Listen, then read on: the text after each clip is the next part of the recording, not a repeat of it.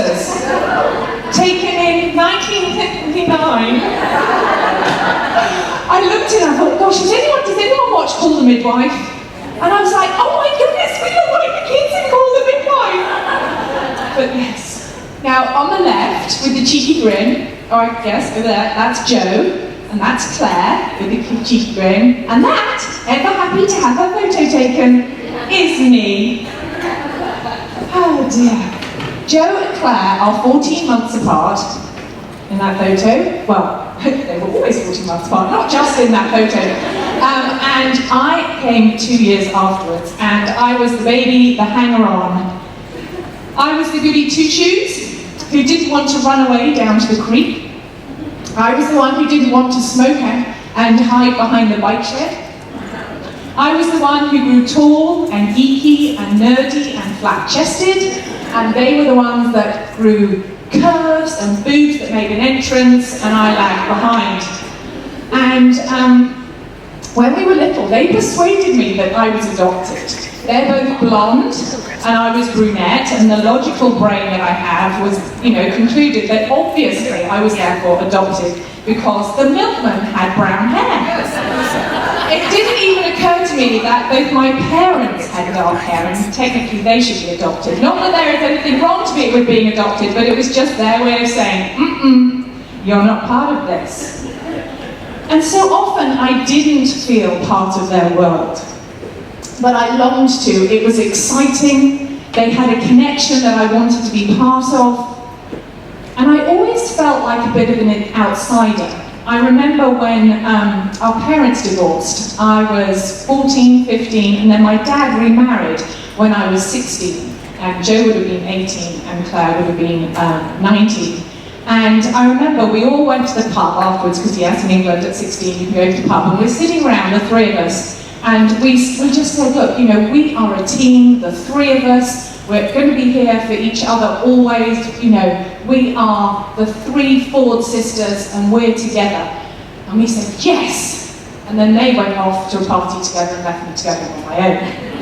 And this is kind of how it carried on, right, into adulthood. They even had similar kind of career paths. They both left school at 16, and Claire went off to be a makeup artist, and Joe went to be a chef. Whereas I was the first in our family to do the nerdy thing and go to university and then get a job and then get married. And then I was the first to be a Christian, which of course was exactly what everyone predicted because I was the goody two-shoes. So why wouldn't I become a Christian? And so this carried on pretty much through our adult life until Claire and I had what I call the I'm jealous of you conversation. It happened late one night after a few glasses of wine. And we had this conversation where I said, look, Claire, I have just always been jealous of you. You've been the fun one, you've always had the parties and the loads of friends, and I've just been this boring, geeky one, and I've just always been jealous of the life you've had. And she was like, what? I have always been jealous of you. You've been sporty, you've been able to do well at school, and she listed all these things, and we both had this, what? This is ridiculous. And I realised that it was all a myth. It was all an illusion, that I had been self-selecting myself out of them more than they had actually been excluding me. I felt excluded, so I then distanced myself. Yeah, they did exclude me a bit, but I also self-selected out. I felt disqualified by the fact that I was 2 years younger, by the fact I had brown hair, by the fact I had no boobs, by the fact I wasn't as exciting as them. I disqualified myself. It just kept going on, and I think so often what we falsely believe to be true excludes us from the very thing that we long to experience. And maybe you felt the same way. Maybe you feel the same way today. Maybe you feel disqualified or excluded from something that you so desperately want to be part of, that you don't feel invited into, that you feel at arm's length about, that whatever you're going through in life has disqualified you. Who you are or what you think excludes you. That everybody else is in and you are feeling out. We so often feel like that. And many of you know that I am all about meeting people when life's not fair. I'm all about helping helping us learn to thrive and not just survive when life slaps us around the face of it. That's what I write about, that's what I blog about, that's what, if you sign up and put your email in, that's what you can get resources on, and I'll send out blogs about. That's what my book is about. And today I specifically felt that God wanted me to drill into this very one part of that particular story about feeling disqualified or excluding ourselves, self-selecting out of everything that God has for us, because we disqualify ourselves so often.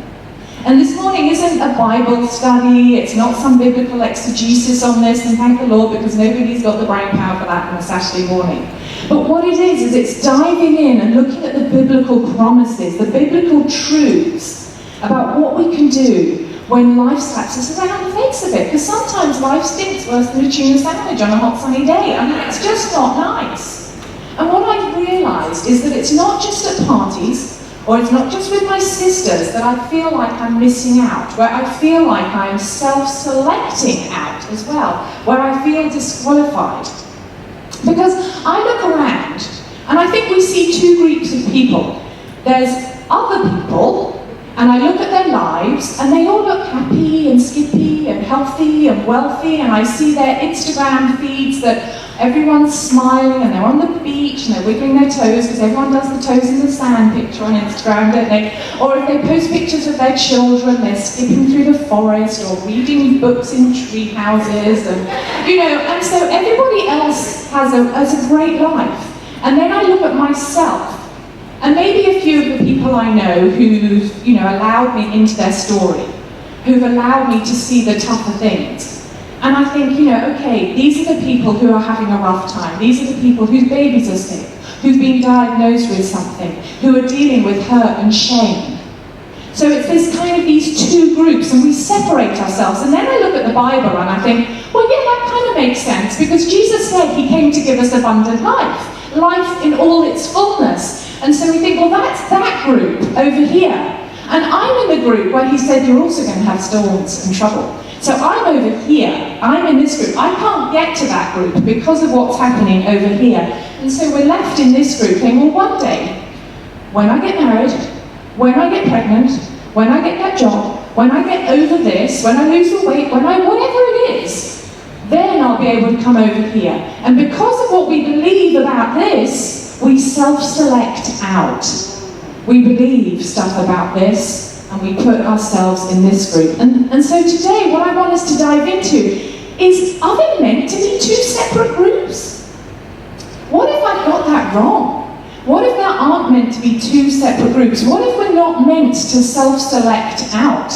What if this full life that we see isn't what God meant in the first place when he talked about abundant life? What if, as I've written on the cards, what if life doesn't have to be pain-free to be full? Now, I think that's exciting. And I want to dig in because I really believe that what we falsely believe to be true so often excludes us from the very thing that we long to experience. And if you're anything like me, you really want to experience everything God has for you in the abundant life, his full life. Somebody just gave me a word that they felt the Lord was saying. They had no idea what I was talking about today. And she said, I feel like the Lord is saying that there's a word about scarcity in his abundant life, that there's not enough to go round. I mean, how amazing is that God would say that to somebody else about what I'm talking about is his abundant life. So I really want to dive into that.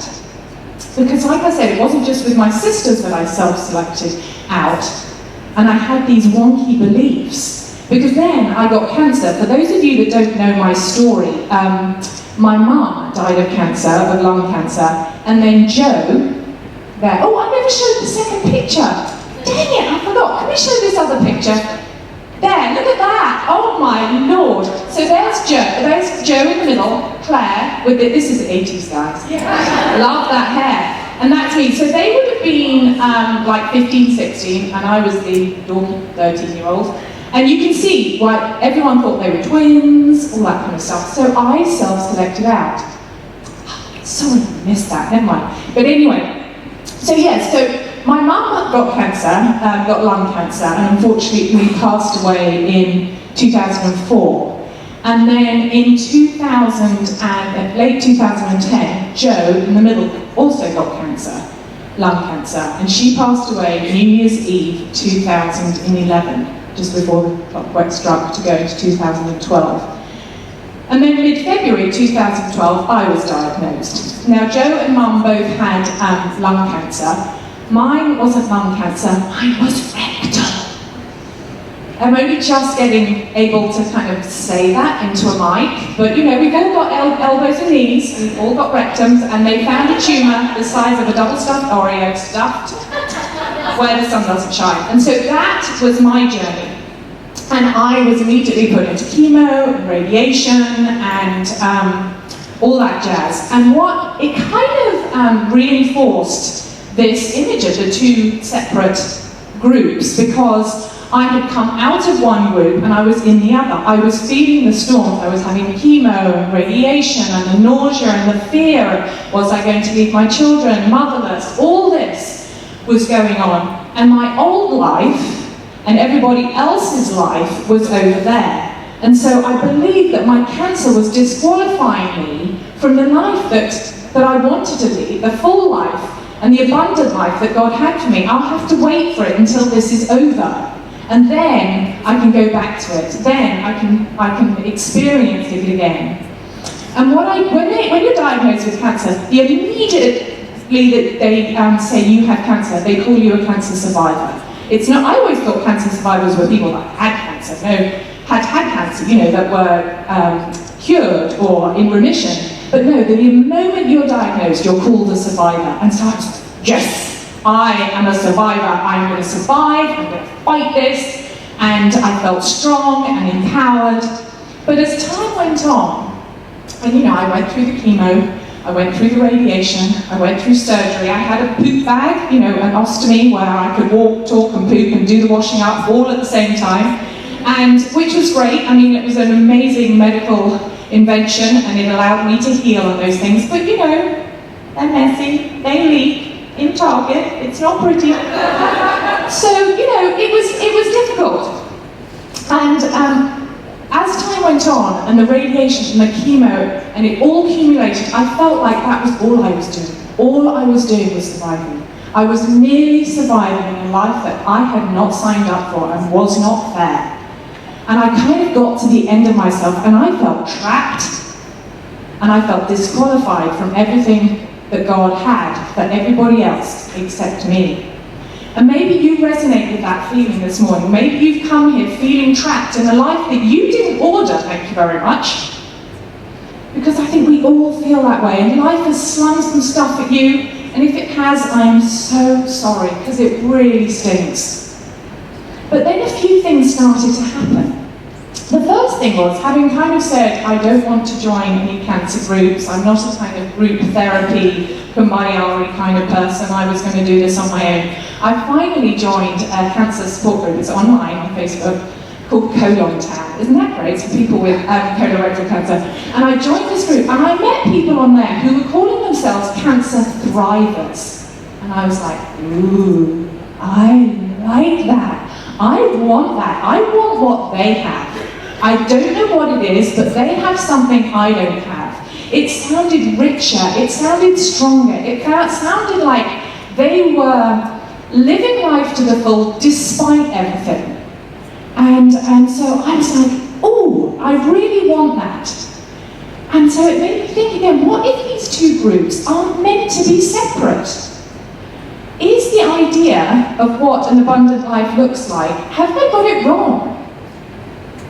And you know, again, does life have to be pain-free to be full, like I assumed? I had so many questions. And over the years, as I've continued to wrestle with this and work it out through the constant up and down of life, I've come to realise three things. One, that the world has created a myth around what an abundant life actually looks like, and we have got to just explode that myth. Secondly, we've got to accept that stuff happens. Stuff does happen, and it's horrible. But we've got to refuse to believe the lies that we start to believe when we do go through stuff. Stuff's going to happen, but let's not believe those lies that it tells us.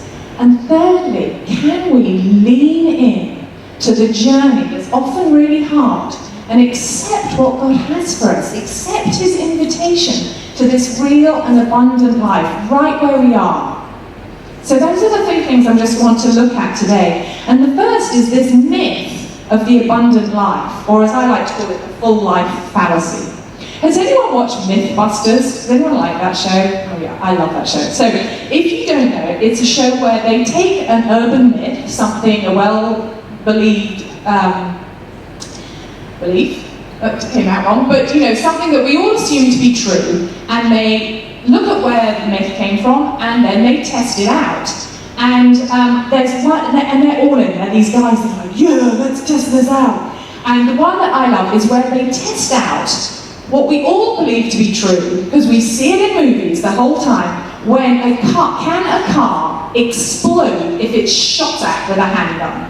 And so the other week I was with my sister and my dad, and we watched London's Fallen, which is a terrible movie, but it's really good. And it's got Gerard Butler in it, and he plays the president's bodyguard. And of course, you know, the president's trying to the bad guys are trying to kill the president, and they've already killed the Prime Minister of England and the Prime Minister of India, all these world leaders, and London's falling and all the landmarks are blown up, and there's this car chase, and the president is kind of, you know how they get the president on the floor, and somebody's driving in the bulletproof car, and Gerard Butler, who's the bodyguard, they're being chased by these guys on motorbikes, and another huge car.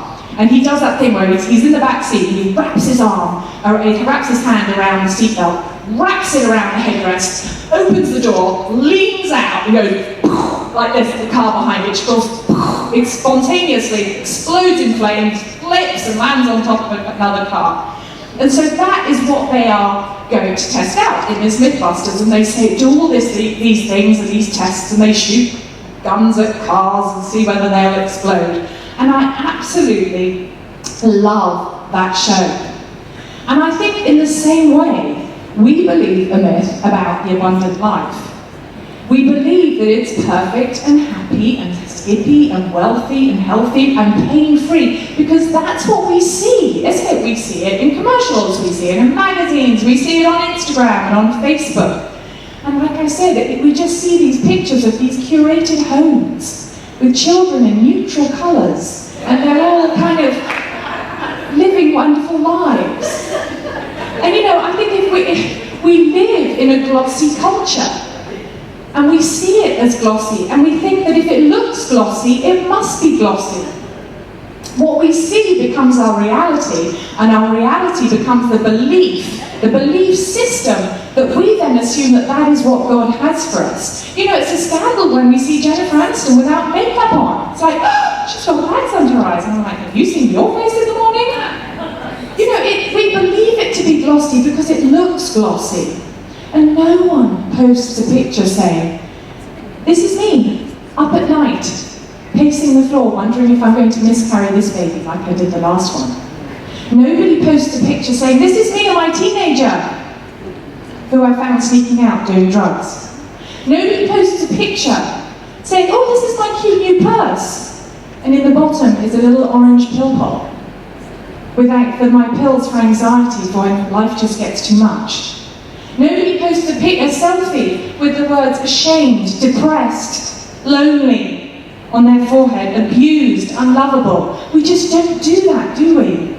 We present it as perfect. And in a way, I'm like, yes, that's because we so desperately want it to be perfect. And we don't want other people to see that it's not. But we are perpetuating that myth. You know, we post pictures of teenagers with brushed hair who have showered and are hugging us. I've got 3 teenagers, they don't shower, they don't brush their hair, and if I get a hug, it must be Mother's Day. You know, we perpetuate this myth. And here's the thing, that car didn't explode. It's a myth, perpetuated by movies. And in the same way, the world has created this myth around what an abundant life actually looks like. And we've absorbed it. It's all smoke and mirrors, girls. It's all smoke and mirrors. It's all an illusion, perpetuated by social media, TV, and our own insecurities in a way. We're a little bit to blame. And it's a myth that the abundant life is perfect. Yeah, we kind of think, yeah, we know it's not perfect. There'll be a few bumps along the way. But it can be really terrible, but it can be really abundant all at the same time. And it's a myth that we can make it happen, that we can create it if I can just work hard enough, be good enough, be lovable enough, please God enough. If I can get the man, have the baby, whatever it is, get the house, life will be good. We can't create it. And here's the problem. We compare our everyday imperfect reality with other people's moments of curated perfection. That's hard, girls. We compare our everyday imperfect reality with other people's moments of curated perfection. It's just not fair on ourselves. We make ourselves both the curator and the creator of our own abundant life, but we'll just never get there because it's smoke and mirrors. It's a myth. And then when something sideswipes us, we're kind of shocked and we're feeling, oh my goodness, what happened? And then we disqualify ourselves because we think we can never get back to that. Like Alison said, I'm writing a book right now, and the manuscript is due on August the 1st. And I have to say, Patrice's book is out. When's it out, Patrice? August 7th. It's so exciting. So Patrice, we've talked about this, but I am in that stage where I'm hating it. I don't want to be writing this book. It's so hard. It is not my zone of genius. People say, oh, just get it, just vomit it out there. So I'm just vomiting out there. But the trouble with that vomit stage is it's vomit. It stinks. It's really bad. There might be just one little bit that's good. And so I start believing the lie that I'm a terrible writer, that I shouldn't be doing this, the book's going to be rubbish, I want lots of people to read it because I believe in the message, but the writing's going to be terrible, and I don't want anyone I know to read it. And so I start going through this, but the trouble is, I'm reading people like Shauna Nyquist, Beth Moore, all these amazing people, but what I'm doing is I'm comparing my vomit stage to their edited, perfected end product. And we do that in life, don't we? We compare somebody else's finished product, what they're showing to the world, with our in-progress, messy, hard life. And we buy into the world's myth rather than into the biblical promises of what God has for us and what it really is. Those Mythbuster guys couldn't get that card to flip, and we will never get to make a full and abundant life that is perfect and pain-free. Happy, skippy is not how it is. Jesus didn't say, I have come to give you life and life in all its fabulousness. He didn't say that. Life in all its fullness.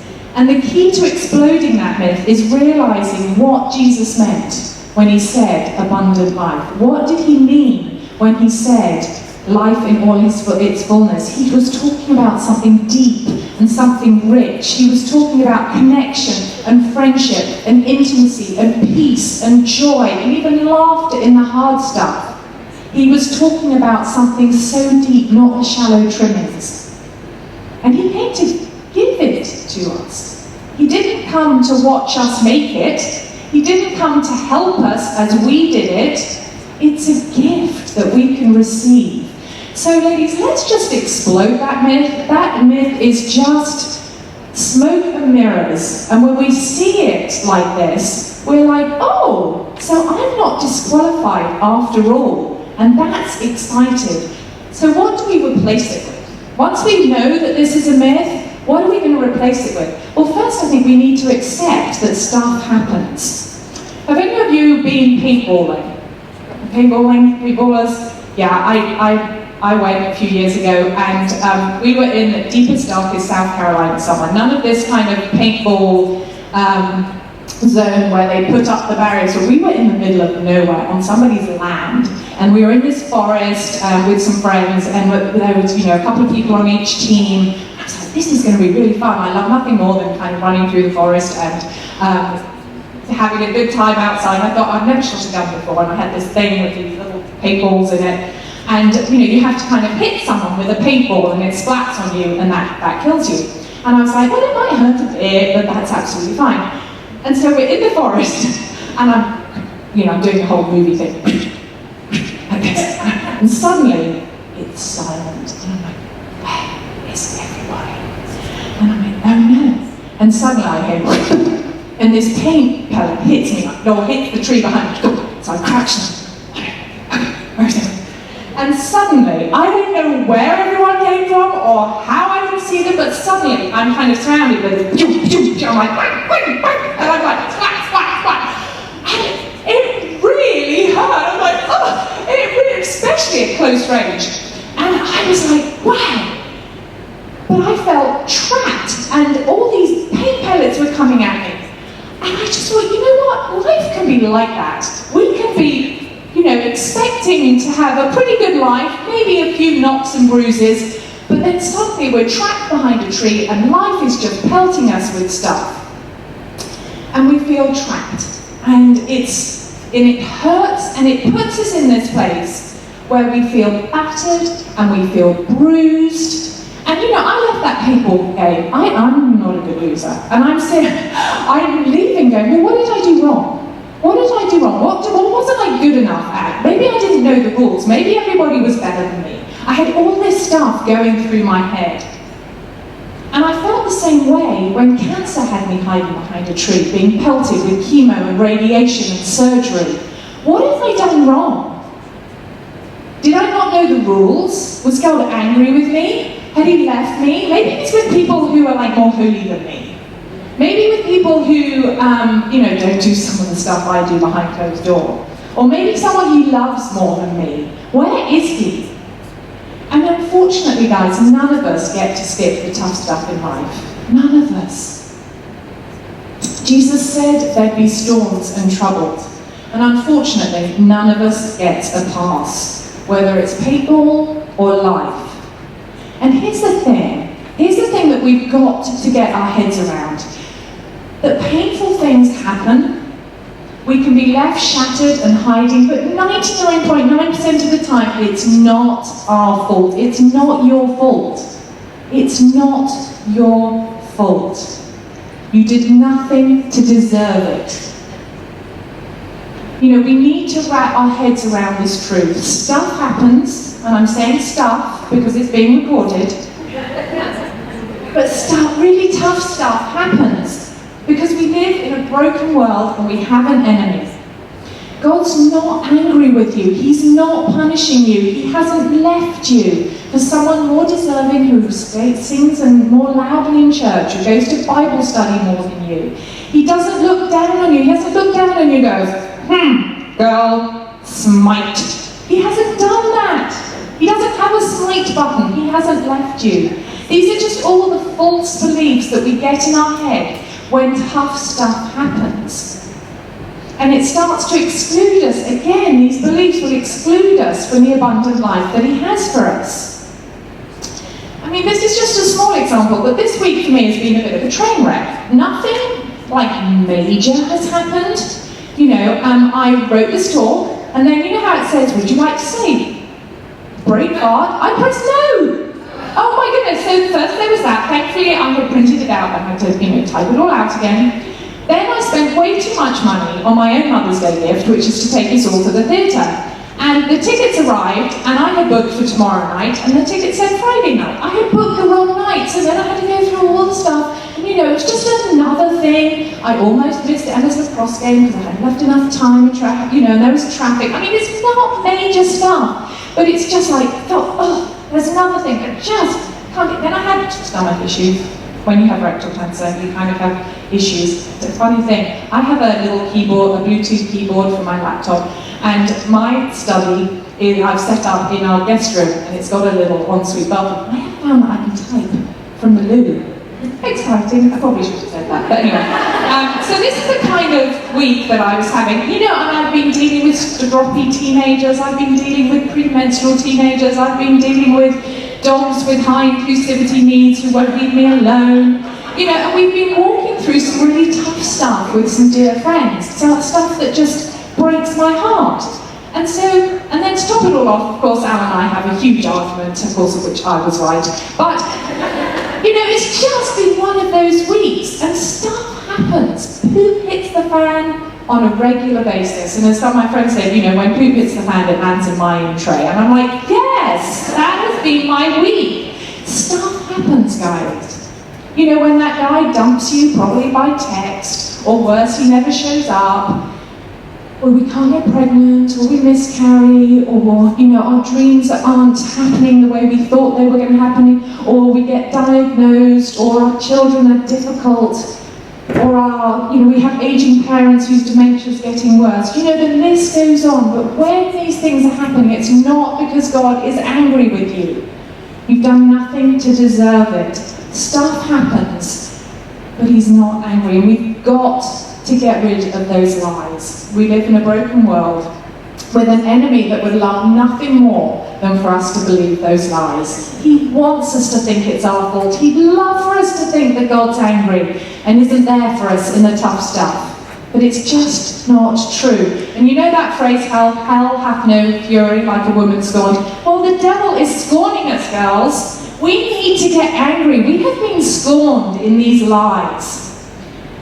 You know, he wants us to believe, the enemy wants us to believe that this abundant life is perfect and glossy, that it's up to us to create it, because then we'll keep swirling around, disqualifying ourselves. Then he tells us, well, if God really loved you, you wouldn't be going through what you're going through right now, girl. He'd love for us to believe that. And then he says, you've got to fix it. You've got to find that abundant life yourself. So I hope you're feeling a bit pissed off right now. I hope you're feeling a bit angry about what's going on. Because we don't need to be disqualified. God has so much, as that word says, there is no such thing as scarcity with the abundance of God. With his full life, he has so much more for all of us. So finally, what we've got to do, girls, is lean in to his invitation to more. Lean in to his invitation to accept all that he has for us right where we are. Remember those thrivers I was talking about, the thrivers in Colon Town? Well, there were 3 other people I met. There's a guy called Todd who lives with permanent chronic pain. For him, a good day would be a bad headache for us. A bad day for him is a migraine. A really bad day and he's hospitalized. And he lives with this permanently, constant head pain. But he has found more of God's abundant life in that situation. And he's done that by choosing to trust God and God's bigger picture, by choosing to believe God. And when he does that, he says, when I'm able to do that, then I find all this richness that God has for me. I also have a friend, Becky. Becky lost her father about the same time she gave birth to her first child. Then she lost her husband when she was 8 months pregnant with her second child. And Becky now writes and speaks about choosing brave in the hard stuff. She hasn't got it figured out. I know she struggles with anxiety and depression and grief, but she is leaning into this invitation that God has for her to find more when life has offered her less. And then there's a girl called Grace. In fact, Becky and Grace and Todd are all written on my website. And Grace, you'll see pictures. She lives with brain tumours constantly growing in her head. And she's this sweet young 20-something, and there's pictures of her with these stitches up the back of her head, and they just keep growing. And some of them are inoperable. And they're not cancerous, but they are pressing on vital parts of her brain. And she keeps pressing in to God. Somehow, she's got this mantra that says, you are not alone. Hold fast. And when she can do that, she leans into this invitation to find more. And she's a wife and an artist. She's done all my logo type stuff. And she's leaning in. A few years ago, we went mountain biking in Whistler. I've got a lot of family in Vancouver, Canada, and Whistler's a ski resort by there. We went mountain biking in the summer. And this is serious stuff. This is where you get fully suited up and you're kind of all padded out. You look a bit like a transformer and you've got this helmet that comes down. And your bike gets taken up on the ski lift in front of you. There's no kind of biking uphill. And we had gone as a family, and I was going down the trail with James. And anyone who knows our James, he's a bit of a kind of, I've seen it on TV, I'm pretty sure I can do it, kind of guy. And so the first time we went down, I was ripping like this. This was just after my reversal surgery, and I wasn't quite sure why I was going to poop my pants, whether it was because of my reversal surgery, because it was so flipping terrifying. And I was just like, just terrified and just desperate to survive. And the first time down, I was like, I did not enjoy that. I'm just glad I'm still alive. But the second time, I was like, you know what? It's going to be rough. It's going to hurt, but I want to enjoy this. I want to enjoy my son, I want to enjoy the scenery, I want to enjoy the bike ride. And so I really tried to lean into the curves. I was probably going like 2 miles an hour, like a little granny. But, I was leaning in, and I had the time of my life, even though it was still really rough. And at one point, I remember shouting to James, who's kind of 100 yards, and I was like, "Cancer! What? Cancer!" And it was just such a fantastic moment. But I was trying to lean in, even when the ride was scary and bumpy and I was sure I was going to fall and break a bone. And I think that, did my cancer exclude me? No, but was my cancer still there? Quite possibly. Was there still a possibility that I could leave my kids motherless? Quite possibly. But I really tried to lean in, and I think when we do that with life, we can find so much more. We can find so much more. What you're going through doesn't exclude you from the life that God has for you. If you're willing to press in, to lean in and accept His invitation to the more that He has for you, it's a different kind of more, for sure. It's not that fake and fabulous, fluffy, smoke and mirrors more. It's a deep and rich kind of more. But so how do we lean in? Well, we go back to the beginning and we explode the myth. That's a whole load of smoke and mirrors, to put it politely. And we accept that stuff happens, but it's not, God isn't punishing us. And then we choose to believe that God has more. We choose to believe His promises. We choose to believe Him, not just believe in Him. It's easy to believe in God. It's a lot harder to believe Him and what He says about Himself. So in the midst of our hard stuff, we can find more. We can find His abundance. We can find more when life has handed us less. So what would your life look like today if you walked out of here determined to lean in and accept His invitation? What would it look like tomorrow if you woke up and you said, I'm not going to believe that myth, that smoke and mirrors. I can see it out there, but I believe God has more for me and His abundance looks different. What would it feel like to trust God in that journey? What would it feel like and look like to not just believe in God, but to believe Him?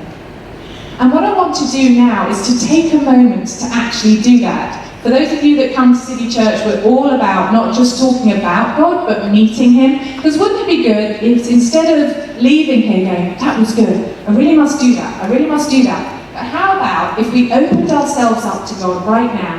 He came, He changed us, and we left changed. We left able to trust Him just a little bit more. We left with a deeper sense of who we are in Him. Our crown, as Serena said, is a little bit straighter, a little bit stronger. Wouldn't that be good? So what I want to do is for us to take some time to do that right now. One of the things that I love to do is read,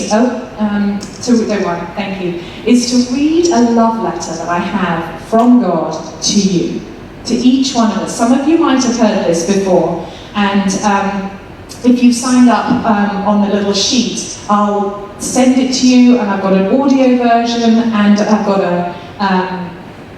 a printed version that you can print off. There's also the little life doesn't have to be paid for you to be full things that I send you. There's all sorts of stuff on there. But this is really powerful because these are 40 verses, 40 things that God says in His Word that strung together create this love letter.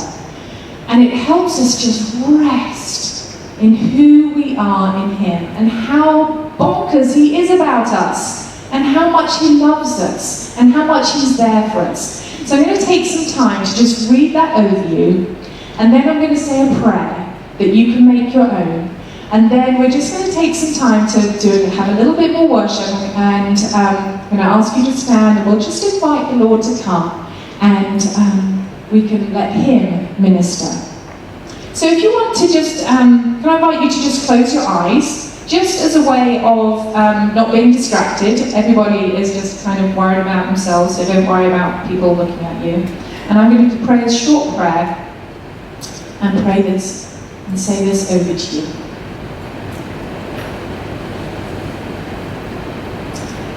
Lord, thank you that you have more for us.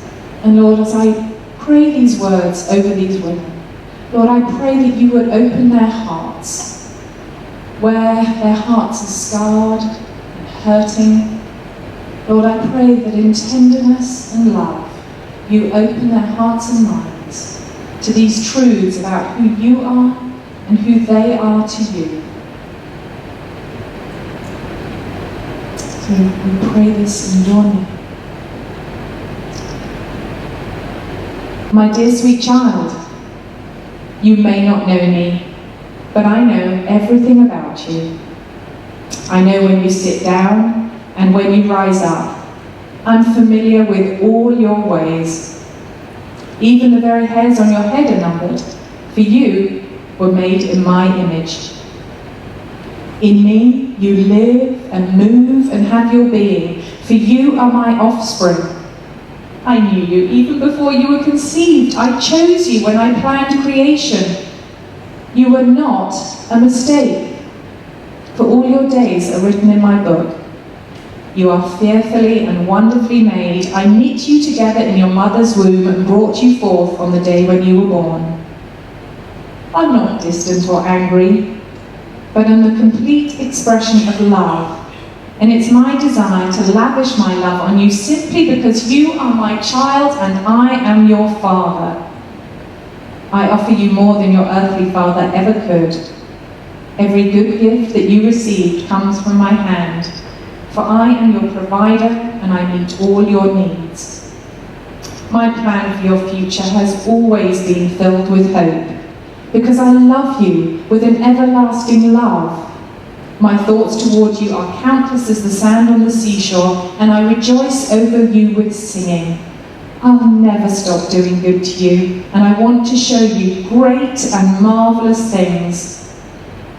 If you seek me with all your heart, you'll find me. Delight in me, and I will give you the desires of your heart. I'm able to do more than you could possibly imagine, for I am your greatest encourager. I'm also the Father who comforts you in all your troubles.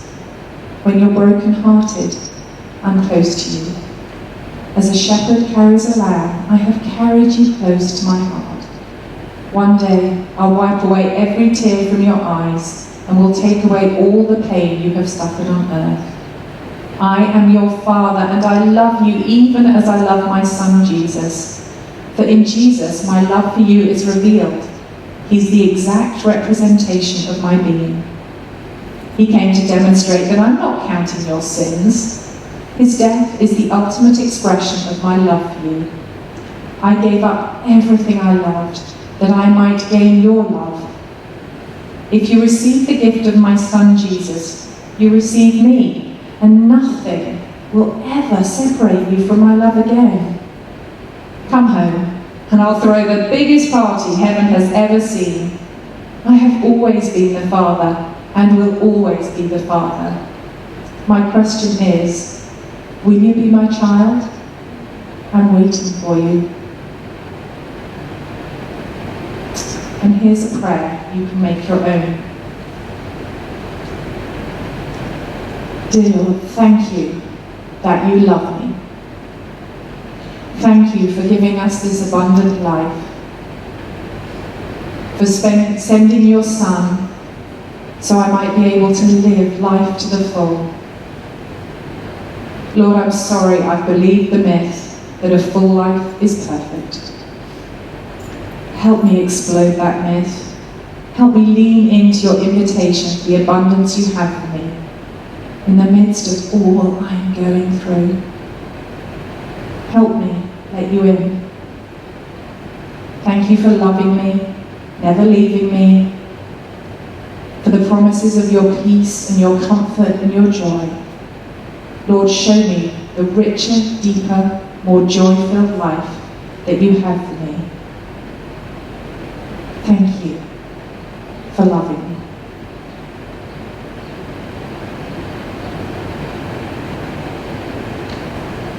So if you just want to stay in this place of connection with God, we're just going to have a little bit more worship. I'm going to invite you to stand, and as Serena and Henry worship, I just want to invite us to stand. If you'd like to stand, why don't we do that right now? This is just a way of being intentional, a way of saying yes.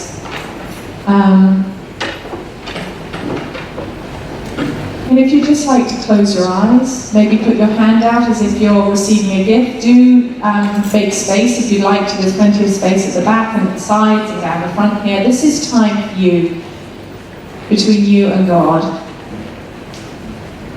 And when we put our hands out as if we're receiving a gift, purely because it's a way of saying we're open, we're saying, yes, Lord. Sometimes it's hard to know what being open to God actually looks and feels like, and this is just a way of our bodies replicating what sometimes our hearts can't do, rather than standing with our arms folded across our chest, kind of, oh, I'm scared. Just opening ourselves up, and I'm going to invite the Lord to come and we'll worship. And then if anyone has a sense of what the Lord might be saying for people here, we can share those words, and people from the ministry team might come around and pray. If you'd like to be prayed for, just raise a hand. This is a safe space and a time for you to encounter God. And I want to encourage you to tell God what you're feeling and thinking. If you're thinking, God, I just think you're angry right now. Or God, I'm pissed with you, actually. Tell him he's big enough. So let's take a moment to worship.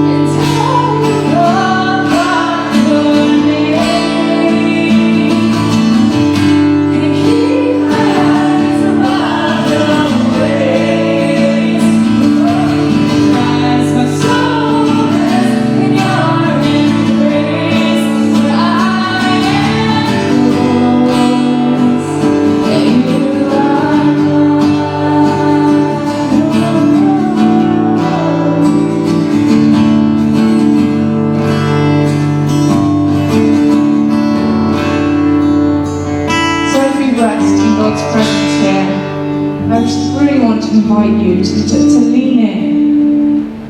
To lean in. If that word about scarcity is something that resonates with you, that you've believed that this abundance is a limited resource, can you lean into the truth that it's for you as well, that there's more than enough to go around? And maybe that story of being disqualified or left out as a kid resonated with you. Can you accept God's invitation that you are qualified and you are not left out? Or maybe right now you feel like you are hiding behind that tree and you are being pelted from every side. Can you lean in and accept the invitation to more right where you are? It might not look like you are hoping, but it's deeper and richer.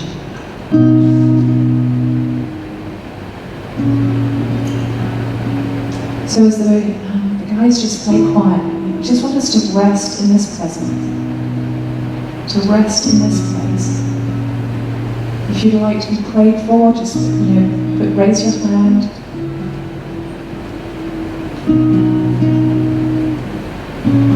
But rather focusing on the words that we're singing, I want to invite us to focus on our internal dialogue with God. We are all His sheep, we can all hear His voice, and He wants to break in today and speak to each one of us.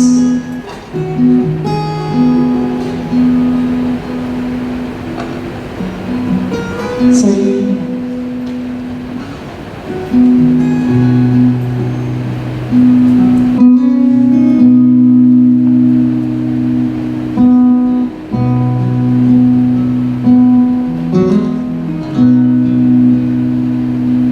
Lord, I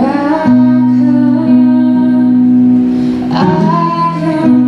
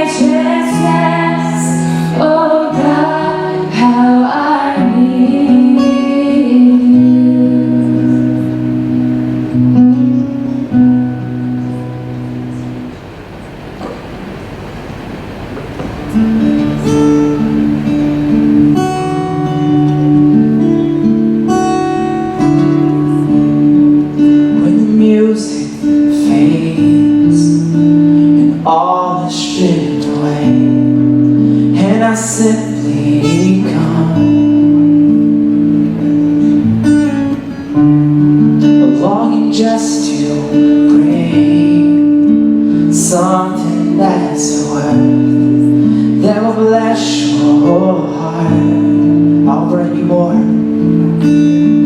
I'll bring you more than a song. For a song in itself, it's not what you have required. You search much deeper within.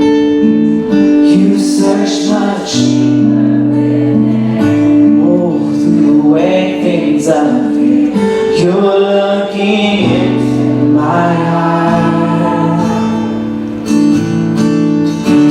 I'm coming back to the heart, and it's all about you. It's all about you, Jesus. I'm sorry, Lord, for the thing I made. When it's all about you, it's all about you, Jesus. King of endless word, no one could express how much you deserve. And though we can pour, though we can pour, all I have is yours. Every single breath will bring you more. Yeah, I'll bring you more than a song. For it's not what you have required. You search much deeper within. You search much deeper within. Through the way things are, you're looking into my eyes. I'm coming back to the heart of worship, where it's all about you. It's all about you, Jesus. I'm sorry, Lord, for the thing I've made. When it's all about you, it's all about you, Jesus. It's all about you. It's all about you. It's all about you, Jesus. Sing it out. It's all about you. It's all about you. It's all about you, Jesus. I'm coming back to the heart of worship, when it's all about you. It's all about you, Jesus. I'm sorry, Lord, for the thing I made. When it's all about you, it's all about you, Jesus. So I just have this word that I want to share that I feel like the Lord has for us today. Lord, we confess that we have looked to the horizon. We have set our faces on what is distant in search of a miracle, when in truth, you are here, and we stand amidst the miracles. And you reach for us. You invite us to walk upon the water. You tell us this was not just for Peter, but for us too. And you reach for us, take us into the deep, where we can feel sacred spray against our cheeks and our feet against waves of glory, waves of grace.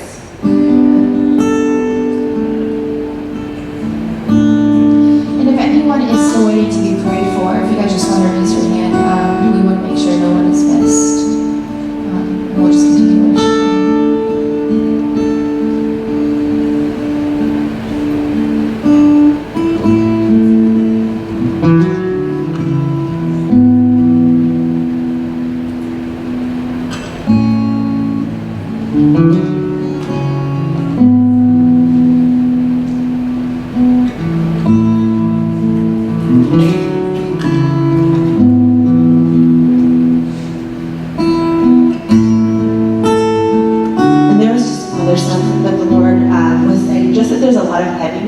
room, and that a lot of women feel like they have to carry things alone, and that is so unbiblically based. That the Lord says, "My yoke is light," and it's an easy exchange. And here we are in a room full of women, and we don't know the pain and suffering and the hurt and the wrong that's happened.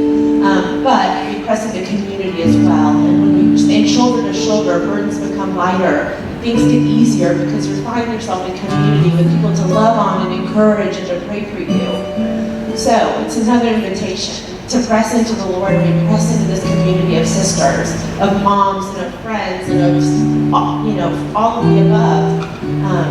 So we're going to worship for a few more minutes, and if you want to be prayed for, there is resources.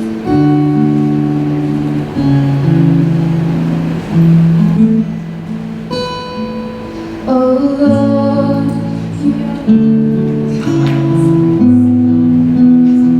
isn't he beautiful, you guys?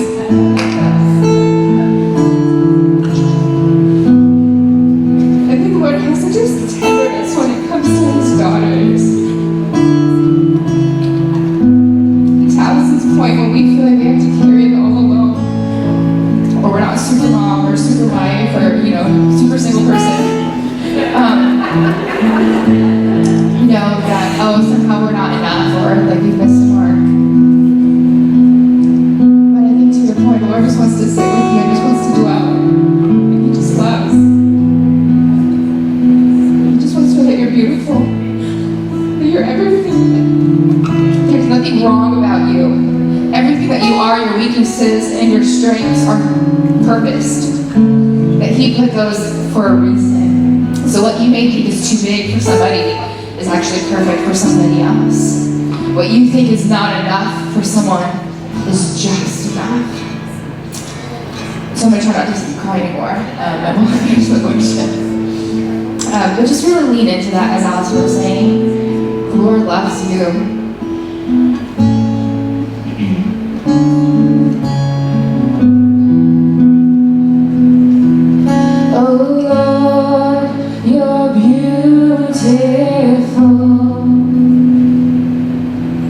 Your face is all I see. For when your eyes are on this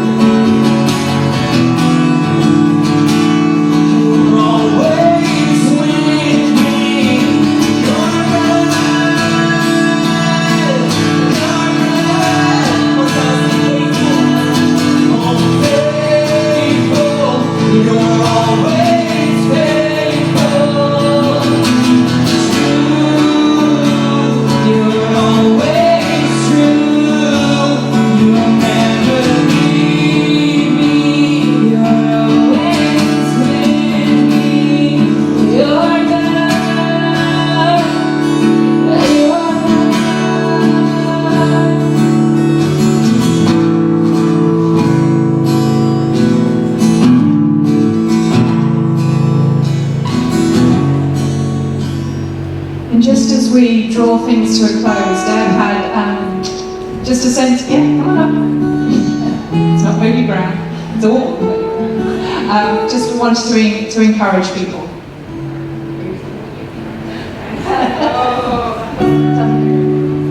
Hi, my name is Deb. I've been here about 6 years. And for those of you who don't know me, I struggled with the classic father issues and abandonment as a child and so on and so forth. Anyway, as I was sitting there, God brought me back in my head, and something Serena had said about resting and just wanting to sit with Him. And that's basically what God was doing. He was showing me as a child, showing me as a baby, showing me as a young woman, and showing me as a middle-aged woman, just leaning into Him. And I even at one point said to Him in my mind, God, what does that look like?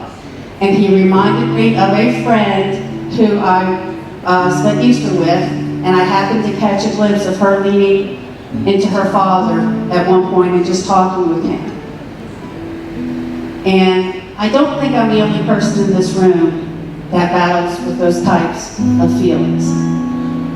It's not that we don't love God, it's that we don't want God, it's that we don't know what it looks like. And so I just want to encourage everybody, if you haven't gotten prayer, get prayer, and most of all, just keep asking God, show me what that looks like. Thank you, Deb. Thank you.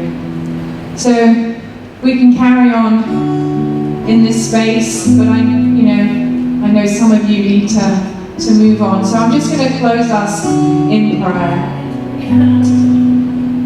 Lord, we thank you for who you are and what you've done, for the free gift of your Son, for the grace that you extend to us.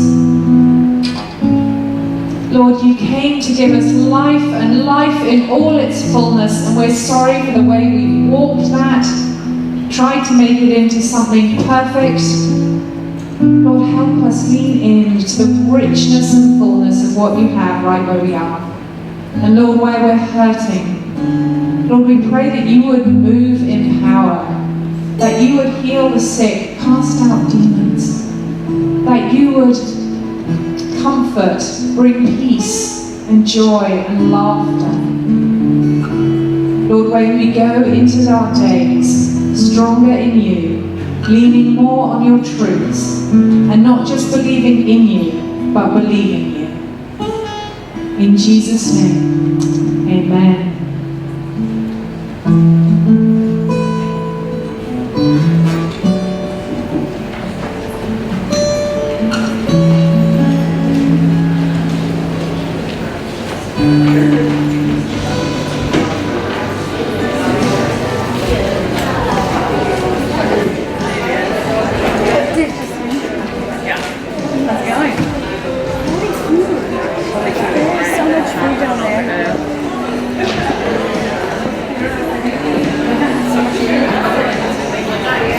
And ladies, as a passing gift, please take a bunch of flowers, or a lemon, or both. But please help yourself. We do not want to go home with any flowers. And if you'd like to get the audio or the love letter, make sure you've signed a clipboard or my iPad or something, and I will send that out. And dishes and stuff, if you came with dishes, thank you for bringing food. I know Sarah has a team of people who have said they would kindly set up the chairs for tomorrow. If that is you, please don't leave.